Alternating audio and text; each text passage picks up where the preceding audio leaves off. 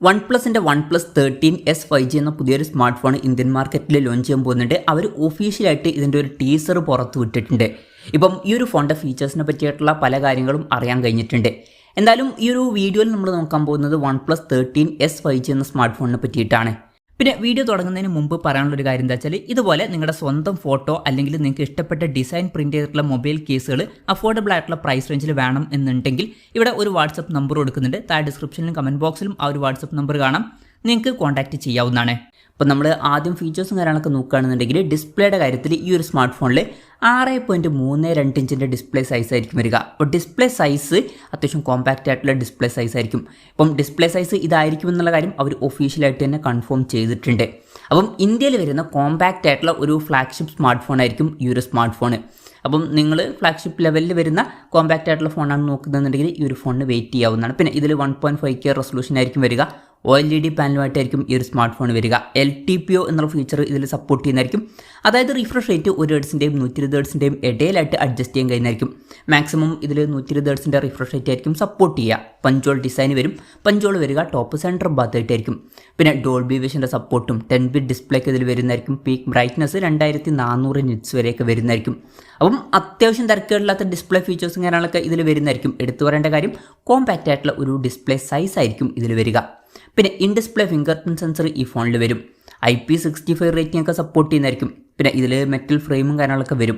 ഇനി ഈ പ്രോസസ്സറിൻ്റെ കാര്യത്തിലോട്ട് വരികയാണെന്നുണ്ടെങ്കിൽ സ്നാപ്ഡ്രാഗൺ 8L8 എന്നുള്ള പ്രോസസ്സറായിരിക്കും ഈ ഫോണിൽ വരിക. ഈ ഒരു കാര്യവും ഇപ്പം അവർ ഒഫീഷ്യലായിട്ട് തന്നെ കൺഫേം ചെയ്തിട്ടുണ്ട്. ഈ ഒരു പ്രോസസ്സർ എന്ന് പറയുന്നത് സ്നാപ്ഡ്രാഗണിൻ്റെ ഏറ്റവും ലേറ്റസ്റ്റ് ആയിട്ടുള്ള ഫ്ലാഗ്ഷിപ്പ് പ്രോസസ്സറാണ്. ബെസ്റ്റ് ആയിട്ടുള്ള ഒരു പ്രോസസ്സർ തന്നെ ഇതിൽ വരുന്നതായിരിക്കും. ബെസ്റ്റ് ആയിട്ടുള്ള ഒരു പെർഫോമൻസ് നമുക്ക് ഇതിൽ ലഭിക്കുന്നതായിരിക്കും. പിന്നെ 5G സപ്പോർട്ടും കാര്യങ്ങളൊക്കെ ഈ ഫോണിൽ വരും.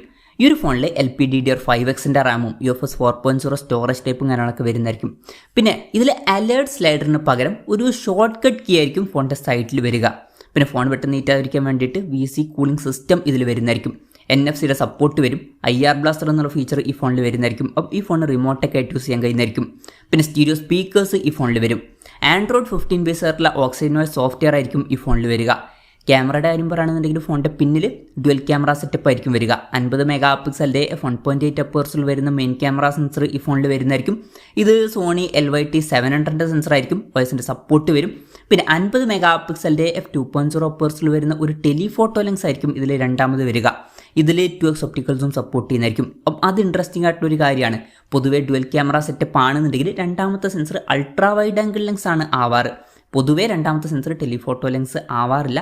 ഒരു ട്രിപ്പിൾ ക്യാമറ സെറ്റപ്പിലോട്ടൊക്കെ പോവുകയാണെന്നുണ്ടെങ്കിലാണ് അൾട്രാ വൈഡ് ആംഗിൾ ലെൻസ് വരാറ്. പക്ഷേ ഈ ഒരു ഫോണിൽ രണ്ടാമത്തെ സെൻസർ തന്നെ ടെലിഫോട്ടോ ലെൻസ് ആയേക്കാം. പിന്നെ ഫ്രണ്ടിൽ 16 മെഗാ പിക്സൽ സെൽഫി ക്യാമറയും വരുന്നതായിരിക്കും. അപ്പം തിരക്കേടില്ലാത്തൊരു ഓൺ പേപ്പർ ക്യാമറ സ്പെസിഫിക്കേഷൻ ഇതിൽ വന്നേക്കാം. ബാറ്ററിയുടെ കാര്യത്തിൽ ഇപ്പോൾ കോമ്പാക്റ്റ് ആയിട്ടുള്ള ഡിസ്പ്ലേ സൈസ് ആണെന്നുണ്ടെങ്കിലും ഇതിൽ 6260 mAh ബാറ്ററി വരുന്നതായിരിക്കും. വളരെ കൂടിയൊരു ബാറ്ററി കപ്പാസിറ്റി തന്നെ ഇതിൽ വരും. പ്രത്യേകിച്ച് കോമ്പാക്റ്റ് ആയിട്ടുള്ള ഡിസ്പ്ലേ സൈസ് ആണ് എന്നുള്ള കാര്യം കൺസിഡർ ചെയ്യുമ്പോൾ ഇത് എടുത്തു പറയേണ്ട ഒരു കാര്യം തന്നെയാണ്. 80 വാട്ടിൻ്റെ ഫാസ്റ്റ് ചാർജ് സപ്പോർട്ടും ഇതിൽ വരുന്നതായിരിക്കും. പിന്നെ Type-C ചാർജിംഗ് പോർട്ടും ഇതിൽ വരും. അപ്പം കോമ്പാക്റ്റ് ആയിട്ടുള്ള ഡിസ്പ്ലേ സൈസ് ആണ് എന്നുള്ള കാര്യം കൺസിഡർ ചെയ്യുമ്പോൾ വളരെ മികച്ചൊരു ബാറ്ററി സെറ്റപ്പ് ഈ ഒരു സ്മാർട്ട് ഫോണിൽ വരുന്നതായിരിക്കും. അപ്പം ഇതൊക്കെയാണ് മൊത്തത്തിൽ ഫീച്ചേഴ്സിനെ പറ്റി പറയാനുള്ള കാര്യങ്ങൾ.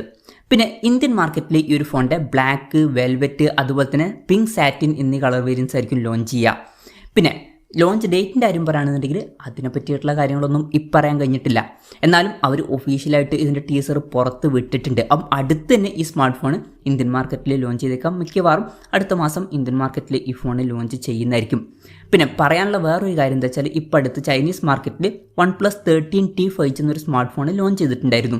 ഈ ഒരു OnePlus 13S എന്ന സ്മാർട്ട് ഫോൺ ആ ഫോണിൻ്റെ ഒരു റീബ്രാൻഡഡ് വെർഷൻ ആയിരിക്കും. അതായത് ആ ഒരു ഫോൺ തന്നെയായിരിക്കും ഈ ഒരു പേരിൽ വരിക. പിന്നെ OnePlus 13T എന്ന സ്മാർട്ട് ഫോൺ ചൈനീസ് മാർക്കറ്റിൽ ഏകദേശം 39,900 രൂപ പ്രൈസ് റേഞ്ചിലായിട്ടാണ് ലോഞ്ച് ചെയ്തിട്ടുള്ളത്. പക്ഷേ ഇന്ത്യൻ മാർക്കറ്റിലോട്ട് വരുമ്പോൾ നമുക്ക് ആ ഒരു പ്രൈസിങ് എക്സ്പെക്ട് ചെയ്യാൻ പറ്റില്ല. ഇന്ത്യൻ മാർക്കറ്റിൽ നമുക്ക് ഈ ഒരു സ്മാർട്ട് ഫോൺ ഒരു 50,000 രൂപ പ്രൈസ് റേഞ്ചിലേക്കായിട്ട് എക്സ്പെക്ട് ചെയ്യാവുന്നതാണ്. കൺഫർമേഷൻസ് ഒന്നുമില്ല, ജസ്റ്റ് നമ്മുടെ എക്സ്പെക്ടേഷൻ പറഞ്ഞു എന്നേ ഉള്ളൂ. എന്തായാലും OnePlusൻ്റെ OnePlus 13S 5G എന്ന പുതിയൊരു സ്മാർട്ട് ഫോൺ ഇന്ത്യൻ മാർക്കറ്റിൽ ലോഞ്ച് ചെയ്യാൻ പോകുന്നുണ്ട്. ഈ ഒരു ഫോണിനെ പറ്റിയിട്ടുള്ള നിങ്ങളുടെ അഭിപ്രായം ജസ്റ്റ് ഒന്ന് കമൻറ്റ് ചെയ്യുക. അതുപോലെ തന്നെ ഈ ഒരു സ്മാർട്ട് ഫോൺ ഇന്ത്യൻ മാർക്കറ്റിൽ നിങ്ങൾ ഏത് പ്രൈസിങ്ങിലാണ് എക്സ്പെക്ട് ചെയ്യുന്നത് എന്നുള്ള കാര്യം കൂടി ജസ്റ്റ് ഒന്ന് കമൻറ്റ് ചെയ്യുക.